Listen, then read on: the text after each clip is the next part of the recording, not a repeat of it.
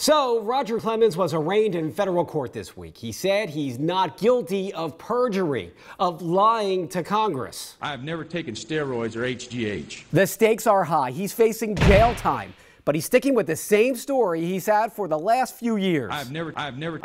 That he never juiced up, despite what his former trainer Brian McNamee says. Someone's telling the truth, and if it's McNamee, you have to wonder, if Clemens really took steroids, this will go down as one of the greatest acts of denial ever seen. Something Sigmund Freud would be proud of. He was one of the leading thinkers about how people blow off reality. It's possible Roger Clemens could have something in common with some very well-known people.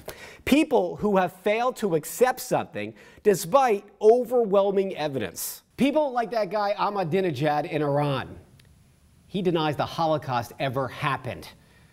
Tell that to the families of 6 million Jews. You may remember when former President Clinton had a period of denial.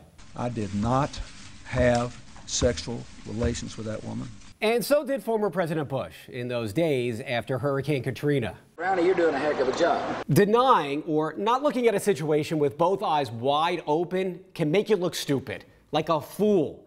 And it's one of those things that can stay with you for a very long time. But let's say Clemens goes through a trial and he is acquitted.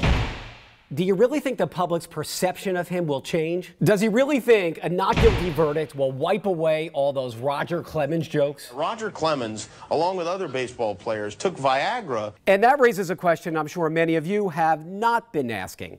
What if Roger Clemens is really not guilty? What if he never took steroids? I've never taken steroids or HGH. At this point, it really doesn't matter, because no matter how much money Roger Clemens spends on lawyers, his life has been changed forever. And if he thinks otherwise, he's really in denial. I'm Steve for Simon Says.